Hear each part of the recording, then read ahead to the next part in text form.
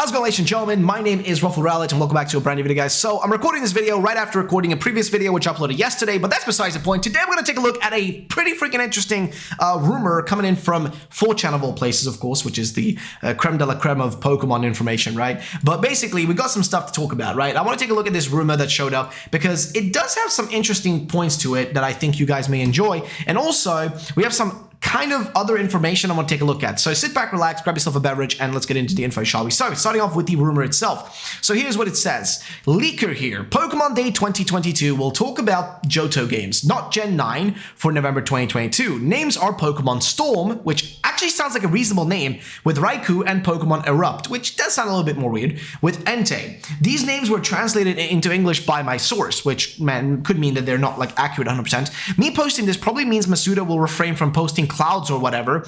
Anyway, what I know about this pair is that it's a sequel to the Let's Go from Kanto, but without the Go catching feature. Normal wild battles will be there. I've seen the pro tags. It seems like a skinny Chris with a Lyra skirt and a weird Ethan redesign. Okay, so a lot of things to go through here, and I'm going to go through it again after reading through it. So first of all, I'm reading through it so you guys can know what it's all about. So he says here, I'm guessing they'll have different names the way Chase and Elaine do. I know Sevi will not be in it, but Kanto will be. Story is a Johto story, but with an early encounter with the opposite beast, for whatever reason. I'm assuming they'll mimic characters but not replace them, like in Let's Go, where blue, green, red all appeared, but Chase, Elaine, and Trace all exist now. Art style looks slightly upgraded from Let's Go's art style. There'll be no partner Pokemon like in Let's Go, so you can choose your starter. I'm guessing no Megas for starters or legendary forms or anything like that because I haven't seen it, nor have I seen cover art because that wouldn't be finalized yet. No word on Dexes, Regionals, Gen 9, Hisui forms, Mons, or any of that shit. This is Game Freak's making, not Ilka's, which is interesting. Now, I'm going to go through everything he said here in a second, but I want to say something interesting. What he's talking about here weirdly connects, and him even mentioning Masuda's tweets weirdly connects to this. Now, Masuda tweeted this image the other day. Now, will you guys notice something interesting about this image?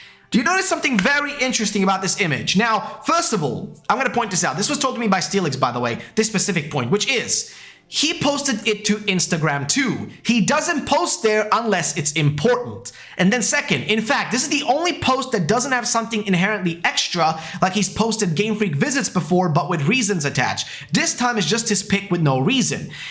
Which is really strange, right? Why in the world would Masuda just post this image, right? It's just strange. He doesn't do this normally. He just does. I mean, only time he does this is when he hints stuff. And by the way, if you didn't know this, Masuda always hints stuff. He always does this. But also, do you notice something right here? On that wall, right above Masuda's head. Do you notice something very interesting right above his head? What is that Pokemon drawing on the wall? What is that Pokemon drawing on the wall right there? Do you guys see what I'm talking about? Do you see what I'm talking about? There's a Ho-Oh right there. Ladies and gentlemen, there's a Ho-Oh right there. Now, I could be crazy. I could be insane. But why in the world would he do that? Now, you might think, okay, but hey, Ruffled, we've had this before. We've had these crazy theories and stuff before. Sure, but that's the thing. These guys like to hint things. And also, it's interesting that Masuda is over at Game Freak because he tweeted when he was at Game Freak. Now, let me make something very clear. Masuda works for the Pokemon Company now, okay? But Masuda is also the person overseeing the development of Brilliant Diamond Shining Pearl as kind of a guy who gives input more or less on things, you know what I mean? He's kind of like, I don't know, like an individual that they go to as an advisor, right, more or less, on the game. Now, also, who was the man behind the previous Let's Go game? It was Masuda. And Masuda doesn't work at Game Freak anymore, so why would he be back there? It just seems a bit strange, doesn't it? Just seems a little bit out of place, if you would say so, right?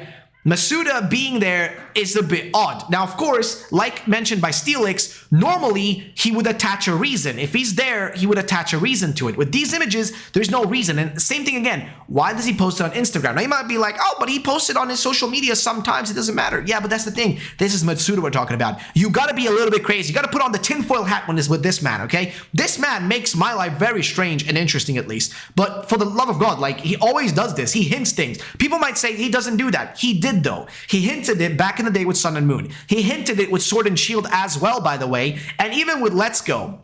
He hints stuff. That's all he does. With Let's Go, he had a Pikachu and an Eevee plush right next to each other before the games were even announced, and he was hinting Let's Go Pikachu and Eevee. He does this all the time. This is such a common occurrence for him. So if you think it's an impossibility, you have to rethink that shit, because I think this might happen. I think Let's Go Johto is more and more likely now. More and more likely every minute, every day.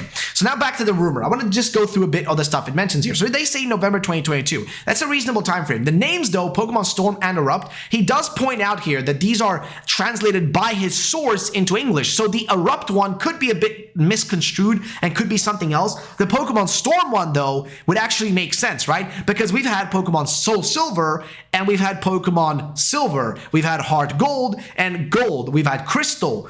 One thing we haven't really tried out yet is Storms, right? And also, I think he did post a tweet on Twitter about Storms, which is a bit weird, right? Just a bit strange. Now, why it would be Raikou and Entei, I don't know. I mean, I guess it makes sense because those are the two like ones, and then Suicune is kind of more the special one for Crystal, right? It could make sense in that logic. And then, you know, I guess, you know, Suicune could just be that one that everybody can get in, you know, both games. That's just kind of there as kind of the special one, right? Whereas the other two are kind of the main ones you go for, right? So my point is basically this, right?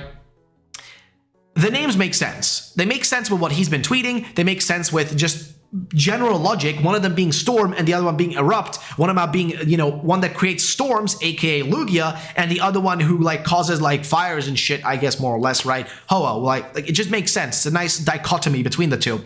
And literally, like, you know, you got like Lugia out there in the whirlpools and shit, and, you know, Ho-Oh on top of a tower. So, you know, one is on the bottom of the ocean, one is on the top of the mountain, basically. More or less, what I'm trying to say. I'm not really a mountain, but you get my point. Either way, he does also say, like, that, you know, maybe Masuda will refrain from posting clouds or whatever. Who knows? And he says here it's a sequel to Let's Go from Kanto. So there will be Kanto in this, but without the Go catching feature. So the Go mechanic is gone, which is good.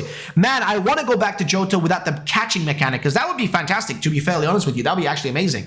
But then what's really strange here is, he says normal wild battles will be there. I've seen pro tags. It seems like a skinny Chris with a Lyra skirt.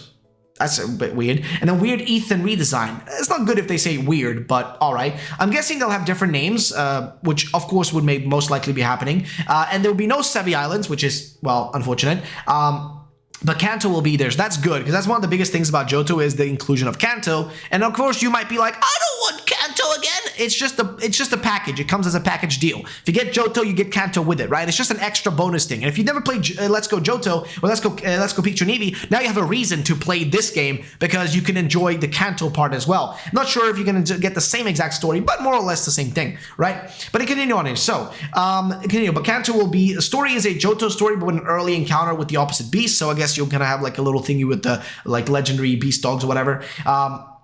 And they're going to mimic characters but not replace them, like in Let's Go, where Blue, Green, Red all appeared, but Chase, Elaine, and Trace all exist now. The art style is similar to Let's Go, and there are probably going to be no megas for starters or legendary forms or anything like that, which wouldn't surprise me. Masuda is probably going to be involved with this. He was the one behind the Let's Go Johto, so Let's Go Pikachu and Eevee project, so I would not be surprised if he's now back at Game Freak helping them out with assistance, you know, him coming from the Pokemon Company over and assisting with that and helping and, you know, making them, you know, helping them make choices and design decisions and all that. I wouldn't be surprised if that's the case. Honestly, it wouldn't surprise me. And if Game Freak is the one behind this, then fair enough. Remember, Game Freak does have two different teams. Right now, they're definitely working on Gen 9. Gen 9 is being worked on. Don't worry about that. It's definitely in development. But at the same time, they're probably working on on other projects as well. Because that's the thing. They're never usually working on a singular project at once. They can say whatever they want, but that's just the general logic behind a studio. You never really have them working on one thing. That's why studios like Activision that release games yearly have like 3 studios working on different games. You got Activision, you know, like I guess, you know,